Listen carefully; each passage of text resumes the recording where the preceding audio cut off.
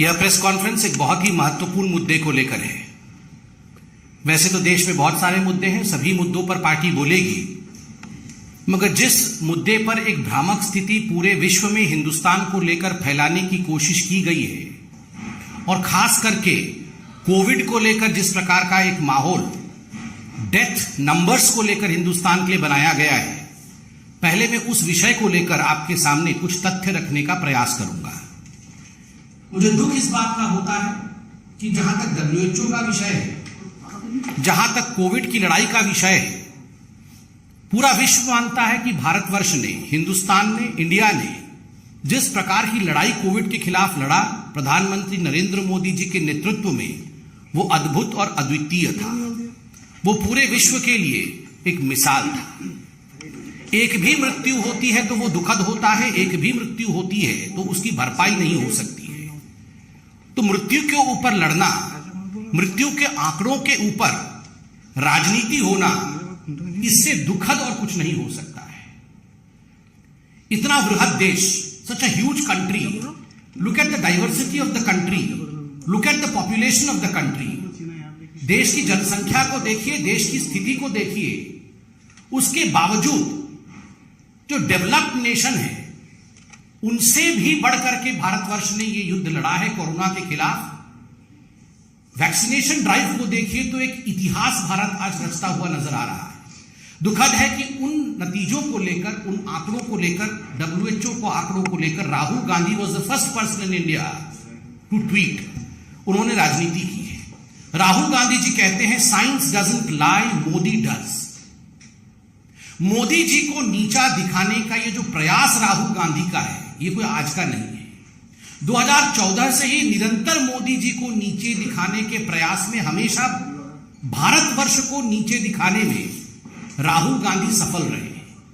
चाहे surgical strike का विषय हो, चाहे अन्य महत्वपूर्ण विषय हो, सभी विषयों पर जिस प्रकार से राहुल गांधी ने समय समय पर मोदी जी और भारतीय जनता पार्टी पे आक्रमण करते हुए भारत को नीचा दिखाया है, यह बहुत ही दुखद है। We did not want to have a distinction between BJP and non-BJP ruled states. ये बीजेपी के राज्य हैं, इनमें कितनी मृत्यु दर रही, ये नॉन बीजेपी के राज्य हैं, इनमें कितनी संख्या रही, इस प्रकार का लड़ाई नहीं होना चाहिए। पूरा हिंदुस्तान एकजुट होकर India as a one unit fought against covid और हम जीते भी। मगर राहुल गांधी वही राजनीति करने का प्रयास कर रहे हैं। मैं राहुल गांधी जी से कहूंगा कि for god sake don't demoralise. आप भारतवर्ष को डिमोरलाइज मत करिए। जहां तक WHO का संबंध है, मैं आज तकनीकी रूप से कुछ बहुत महत्वपूर्ण विषय भारतीय जनता पार्टी के पटल से आपके सामने और विश्व के सामने रखना चाहता हूं। यह विषय केवल हमारे देश का नहीं है, यह विश्व के सामने भी हम सत्य रखना चाहते हैं। 4 महत्वपूर्ण ऐसे कदम हैं जिनको लेकर हमें लगता है WHO ने जो डाटा रिलीज किया है वो गलत है। Number 1, flawed methodology. WHO ने जो मेथोडोलॉजी अर्थात जिस प्रकार के तरीके को अपनाया है वो गलत है। दूसरा, inaccuracy in sourcing of data. ये जो सोर्स ऑफ डाटा होता है उसकी एक्यूरेसी होनी चाहिए और WHO ने खुद माना है कि अनवेरिफाइड सोर्सेज से उन्होंने डेटा इकट्ठा किया है। तीसरा विषय है इनकंसिस्टेंसीज इन क्राइटेरिया। किन क्राइटेरियाज के आधार पर भारतवर्ष को टायर 2 देश में रखा गया है, यह भी सटीक रूप से पता नहीं चलता है। और अंत में यूज ऑफ अजम्पशंस, अर्थात काल्पनिक तरीके से डेटा का मंथन करना और भारतवर्ष को टायर 2 देश में रखना, इन सब विषयों पर भारतवर्ष ने समय समय पर WHO से वार्तालाप किया है और अपने विषय को बताया है कि हम इससे सहमत नहीं हैं, हम असहमत हैं। आप याद रखिए, जहां तक WHO की मेथोडोलॉजी है, that was the mathematical module. ये जो मैथमेटिकल मॉडल है उसके आधार पर WHO ने कैलकुलेशन किया है। भारतवर्ष ने समय समय पर कहा है कि हम इस मैथमेटिकल मॉडल को मानते नहीं हैं। ये जो गणित के आधार पर आपने ये डेटा दिया है, हम इस पर विश्वास नहीं रखते हैं, हम इसे मानते नहीं हैं। सबसे बड़ी बात है बंधुवर कि भारतवर्ष में मृत्यु और जन्म, बर्थ एंड डेथ, इसके रजिस्ट्रेशन को, इसके पंजीकरण को लेकर एक बहुत रोबस्ट सिस्टम प्लेस में है। A very robust system is in place as far as the registration of birth and death is concerned through the CRS, that is the Civil Registration System, जो कि रजिस्ट्रार जनरल ऑफ इंडिया के अंतर्गत आता है और ये 1969 के से चल रहा है। एक बहुत ही रोबस्ट सिस्टम है और इसमें आप देखिएगा कि जो भी पंजीकरण होना है 2016 के बाद जिस प्रकार से ये पंजीकरण में इजाफा हुआ है, खास करके मृत्यु दर आप देखिएगा, इसमें बिल्कुल सटीक संख्या रजिस्ट्रार जनरल ऑफ इंडिया आज रख पा रही है। इसलिए एक रोबोस्ट सिस्टम के होने के बावजूद एक दूसरे मॉडल से कैलकुलेशन WHO करती है, ये उचित नहीं है। ये जो रजिस्ट्रार जनरल ऑफ इंडिया है, इसे बताना बहुत अनिवार्य है कि it is assisted by the chief registrar of states and union territories. हर राज्य में, हर यूनियन टेरिटरीज में उनके अपने रजिस्ट्रार के ऑफिस हैं और ये सारे राज्य और यूनियन टेरिटरीज रजिस्ट्रार असिस्ट करते हैं और पूरे देश में ऐसे 3 लाख रजिस्ट्रार और सब रजिस्ट्रार्स हैं जो इस पूरे प्रकरण में रजिस्ट्रार जनरल ऑफ इंडिया की मदद करते हैं। तो एक बहुत बड़ा सिस्टम है, बृहत सिस्टम है। और आप याद रखिए, मैं राहुल गांधी जी से कहना चाहता हूं, Rahul Gandhi ji, ultimately the national data that comes, ये जो डेटा हम राष्ट्रीय स्तर पर रखते हैं, RGI रखती है, ये राज्यों के और यूनियन टेरिटरीज के रिपोर्ट्स जो सबमिट होते हैं उनके आधार पर होते हैं। तो ये एक तरफा नहीं होते हैं, हर राज्य के रिपोर्ट के आधार पर होते हैं। और जो नेशनल रिपोर्ट है 2019 का नेशनल रिपोर्ट जून 2021 में पब्लिश हुआ था और 2020 का नेशनल रिपोर्ट 3 मई 2022 को पब्लिश हुआ था। इतने डाटा को नहीं मान के WHO अपना डाटा बनाती है, WHO अपने मॉडल को लाने का प्रयास करती है। मुझे लगता है इस पर बहुत भारत सरकार ने आपत्ति भी जताया, किंतु WHO ने इस पर अभी किसी प्रकार से कोई टिप्पणी नहीं की है। एक विषय आप सबने पढ़ा होगा, WHO ने खुद कहा है कि वी हैव रिलाइड ऑन, जहां तक 17 राज्यों का विषय है, 17 स्टेट्स, भारतवर्ष में 17 राज्यों को लेकर WHO खुद मानती है कि we have relied on some websites and media reports. ये जो डेटा है उन्होंने कुछ वेबसाइट से लिया है और कुछ मीडिया रिपोर्ट से लिया है।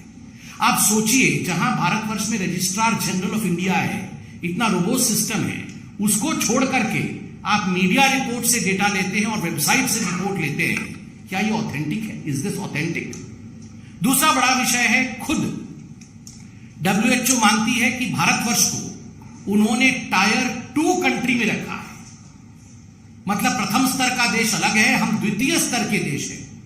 भारत सरकार ने कई बार पूछा है WHO से, आखिर भारत टायर 2 कंट्री क्यों है? हमारे पास एक रोबोस्ट सिस्टम है रजिस्ट्रेशन का, कोई आज का नहीं है। जब हमारी सरकार नहीं थी तब भी यह सिस्टम प्लेस में था। उसके बावजूद आपने आर्बिटरीली जो क्राइटेरिया आपने टायर 2 में रखने के लिए बनाया है, that is inaccurate and inconsistent. एक इनकंसिस्टेंट और एक काल्पनिक, एक अजम्पशन के आधार पर आपने भारतवर्ष को टायर 2 में रखा है। भारतवर्ष इसको अपना अपमान मानती है और भारत ने स्पष्ट रूप से कहा है कि यह उचित नहीं है। इसका भी कोई कम्युनिकेशन भारतवर्ष को नहीं मिला है। तीसरी बात है, आपको जान के आश्चर्य होगा, India is not a small country, कोई छोटा सा देश नहीं है। इंडिया में एक होमोजेनिटी नहीं है कि सारे पॉपुलेशन एक जैसे होंगे, सारे राज्य एक जैसे काम करेंगे।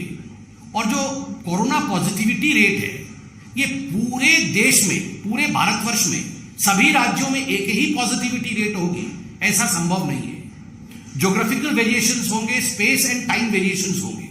उसके बावजूद WHO ने एक यूनिफॉर्मिटी के साथ पूरे देश पर एक ही पॉजिटिविटी रेट लगाया है, जो कि छोटे देशों के लिए और छोटे स्थानों के लिए तो हो सकता है, मगर भारतवर्ष जैसे 1.3 बिलियन वाली कंट्री के लिए, जहां 135 करोड़ देशवासी हो, वहां एक ही यूनिफॉर्मिटी के साथ आप क्राइटेरिया लगाएं, ये उचित नहीं है। भारतवर्ष ने अपने कम्युनिकेशंस में स्पष्ट रूप से लिखा है, वन साइज फिट ऑल, एक ही साइज सबके लिए लगेगा। यह फॉर्मूला भारतवर्ष के लिए सटीक नहीं बैठ सकता। एक्सट्रापोलेशन ऑफ डाटा, छोटे से डाटा को लेकर आप पूरे हिंदुस्तान के लिए एक्सट्रापोलेट कर दे, ये भारतवर्ष के लिए हो नहीं सकता है। आपको आश्चर्य होगा कि WHO ने जो कैलकुलेशन किया है इस मॉडल में, एक बहुत सारे आयाम है, एक आयाम में बताता हूं जिसमें उन्होंने death rate is inversely proportional to the temperature. अगर गर्मी ज्यादा होगी तो डेथ रेट कम होगा, गर्मी कम होगी, जिन स्थानों पे गर्मी कम है वहां डेथ रेट ज्यादा है। इस प्रकार का कैलकुलेशन इस मॉडल में WHO ने किया है। आप खुद बताइए, मॉडल में तो कैलकुलेशन किया है मगर WHO ने खुद अपने आप इस विषय को अभी तक सब्सटैंशिएट नहीं किया है कि covid death has something to do with temperature. Temperature के साथ, बाह्य टेम्परेचर के साथ, तापमान के साथ कोविड डेथ का कुछ लेना देना है, इसने इस विषय को लेकर WHO ने खुद प्रतिपादित नहीं किया है, किंतु इस रिपोर्ट में डेथ रेट कैलकुलेशन ये करती है। देखिए, अंत में इतना ही मैं कहना चाहता हूं कि एक राजनीतिक विषय नहीं है, यह हिंदुस्तान के गरिमा का विषय है। भारतवर्ष ने जिस प्रकार से यह लड़ाई लड़ी कोविड के खिलाफ, जिस प्रकार से हम कोविड को हराने में सक्षम हुए हैं, जिस प्रकार से एक वैक्सीनेशन सिस्टम चल रहा है, भारतवर्ष में एक रोबोस्ट जनगणना, registry of death and birth, इस सबका एक रोबोस्ट सिस्टम है। उस सिस्टम से बाहर जाके हम अनकन्फर्म्ड सोर्सेज से डेटा लें और एक मैथमेटिकल मॉडल के आधार पर डेटा एक्सट्रापोलेट करके आंकड़ों का हेरफेर करें, यह उचित नहीं है। और सबसे बड़ी बात है, जो कॉम्पेंसेशन सरकार ने घोषणा की, उस कॉम्पेंसेशन को मांगने के लिए भी इतने लोग नहीं आए जितनी संख्या WHO ने बताया है। अर्थात किसी की मृत्यु हुई है, भारत सरकार ने कॉम्पेंसेशन घोषणा की है, तो कॉम्पेंसेशन मांगने के लिए तो आवश्यक रूप से जिनकी मृत्यु हुई है उनके परिवार के लोग आएंगे, मगर वह संख्या भी कम है बनिस्बत जो WHO ने बताया है। This shows the flawed methodology of calculation of the death in India by WHO. But more than that, it's a sad situation that certain political parties in India, particularly Rahul Gandhi, is trying to play politics over this. मैं इतना ही कहूंगा, WHO का data गलत है और कांग्रेस का बेटा गलत है। Thank you so much. एक सवाल है कि कांग्रेस का कहना है कि आप लोगों ने आंकड़े जो बच किए हैं, इस वजह से WHO जो आंकड़े लेकर आया है वो और लैंडसेट दोनों ही साबित करते हैं कि आंकड़े बहुत ज्यादा थे, भारत सरकार छुपाती है। देखिए, ऐसा है कि कांग्रेस और राहुल गांधी, ये नासमझी का दूसरा नाम है। ये किसी विषय को समझने का प्रयास नहीं करती है, जबकि हमारे सरकार ने इन सभी विषयों पे अपने जवाब को दिया है। राहुल गांधी आंख बंद करके कहीं मौका मिले तो मोदी जी को कोसना, भारत के सरकार के खिलाफ बोलना। एक पॉइंट ऐसा भी था जब राहुल गांधी ने ट्वीट किया था, India is no more a democratic country. उनके हिसाब से तो इंडिया डेमोक्रेटिक कंट्री ही नहीं है। मगर आज मैंने तथ्यों के माध्यम से राहुल गांधी से पूछना चाहता हूं, राहुल जी आप इतना बताइए, क्या महाराष्ट्र, केरल इन्होंने गलत डाटा दिए? ये BJP, non BJP rule states, इसके आधार पर राजनीति मत करिए। भारत एक है, एक रहेगा और एक होकर हम लड़ेंगे। घर से उठा के लेने की फैमिली ने ये कहा है कि हम अरेस्ट मेमो नहीं दिया, हमसे बदतमीजी करी गई है और बिना बताए उनको देके गई है, पूरी इस पर राजनीति हो रही है, क्या कहेंगे?